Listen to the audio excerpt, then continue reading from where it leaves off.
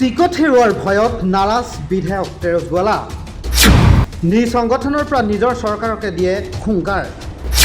6 বিধায়কৰ টিকট কৰ্তন নকৰিবলৈও বিজেপিক দিয়ে সকিয়নি। সমাগত 2026 চনৰ নিৰ্বাচনক লৈ আকৰ্ষণীয় হৈ পৰিছে 90 নং দুলীয়াজান বিধানসভা সমষ্টি। নিজৰ পথ ৰাখিবলৈ উঠি পৰি লাগিছে প্ৰতিজন নেতাপালি নেতা। পিছ পৰি ৰোৱা নাই বিধায়ক তেৰছ গোৱালা। নিজৰ গাদী বচাবলৈ কি পৰ্যায়লৈ পাইছেগৈ তেৰছ গোৱালাই। সকলো এতিয়া জলজল পথ হৈ পৰিছে। নিজৰ চকীখন ৰক্ষা কৰিবলৈ এইবাৰ ফিল্ডত নামি পৰিছে অসম চাহ জনগোষ্ঠীৰ জাতীয় মহাসভা। কিছুদিন পূৰ্বে ডিব্ৰুগড়ত চাহ জনগোষ্ঠীৰ অধ্যুষিত সমষ্টিৰ 29খন আসন লগতে বৰ্তমানৰ 6জন বিধায়কৰ টিকট সুনিশ্চিত কৰাৰ দাবী তুলিলে ডিব্ৰুগড়ত আয়োজন কৰা সংবাদমেলত। উজনি অসমৰ পৰা নামনি অসমলৈ পুনৰ মই এবাৰ গাই দিব বিচাৰিছোঁ। তিনিচুকীয়া জিলাত ডুমডুমা, ডিগবৈ, তিনিচুকীয়াৰ মাকুম সমষ্টি, ডিব্ৰুগড় জিলাত দুলিয়ান, লাহোৱাল চাবুৱা, কোৱাং আৰু টিংখাং সমষ্টি, আৰু এতিয়া বৰ্তমান ডিব্ৰুগড় সমষ্টিটো আমাৰ বহুকেইটা মানে আপোনাৰ বাগিচা সোমাই গৈছে, বহুকেইটা বাগিচা য'ত আমাৰ বিশেষ ভূমিকা গ্ৰহণ কৰিব মানে ভোটৰ ক্ষেত্ৰত। শিৱসাগৰ জিলাত আমাৰ নাজিৰা সমষ্টি, চৰাইদেউ জিলাত সোণাৰী সমষ্টি, যোৰহাট জিলাত তিতাবৰ আৰু মৰিয়নি সমষ্টি, গোলাঘাট জিলাত খুমটাই সৰুপথাৰ বোকাখাট সমষ্টি, নগাঁও জিলাত কলিয়াবৰ সমষ্টি, শোণিতপুৰ জিলাত ৰঙাপৰা, বিশ্বনাথ, বৰচিলা, ঢেকিয়াজুলি সমষ্টি, লখিমপুৰ জিলাত ৰঙানদী, ওদালগুৰিত মাজবাট, কোকৰাঝাৰত গোসাইগাঁও, কাছাৰ জিলাত বৰফলা, কাটিগড়া, উদাৰবন্দ, লক্ষীপুৰ,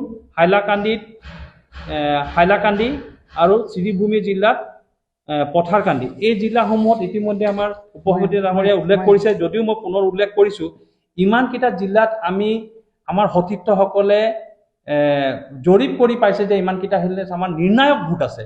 তেনেস্থলত আজি আমাক এটা উৎপেক্ষিত কৰাত আমি যথেষ্ট আৱেগ প্ৰকাশ কৰিছোঁ যে এনেধৰণৰ আমাৰ চাহ জনগোষ্ঠীৰ লোকসকলক যে যি চৰকাৰে বৰ্তমান চৰকাৰখনে যদি চিন্তা চৰ্চা নকৰে, তেতিয়া ভৱিষ্যত সময়ত ইয়াৰ কিন্তু আমাৰ জাতি সমাজবিলাকে ইয়াৰ বহুত বিবেচনা কৰিবলৈ বাধ্য হ'ব। 29টা সিট আমাক লাগিবই, আৰু যিবিলাক আমাৰ এক্সিষ্টিং MLA আছে 6জন, এইবিলাকক টিকেট কোনো পৰ্যায়ে কৰ্তন কৰিব নালাগে বুলি আমি অসম চাহ জনগোষ্ঠী জাতীয় মহাসভা ডিব্ৰুগড় জিলা সমিতি তথা কেন্দ্ৰীয় সমিতিৰ তৰফৰ পৰা আমি আহ্বান জনাইছোঁ।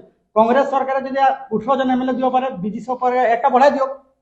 একটা বঢ়াবলৈ কৈছোঁ, কিন্তু একটা নহয়, আমি 29টাহে দাবী কৰিছোঁ। সংবাদমেলৰ পাছতে এতিয়া বিতৰ্কত সোমাই পৰিছে বিধায়ক তেৰছ গোৱালা। কিয়নো তেৰছ গোৱালা 10টা বছৰৰ দুলীয়াজানৰ বিধায়ক, তাৰোপৰি 10টা বছৰৰ অসম চাহ জনগোষ্ঠীৰ জাতীয় মহাসভাৰ কেন্দ্ৰীয় সভাপতি।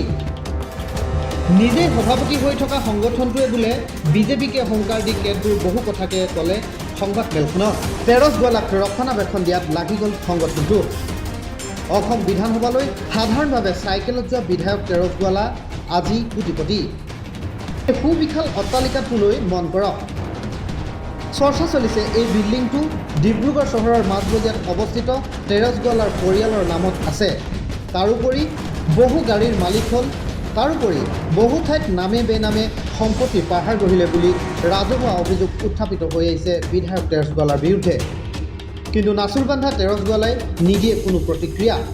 বিধায়ক কিন্তু তেৰছ গোৱালা, উত্তৰ দিয়ে কিন্তু সংগঠনে।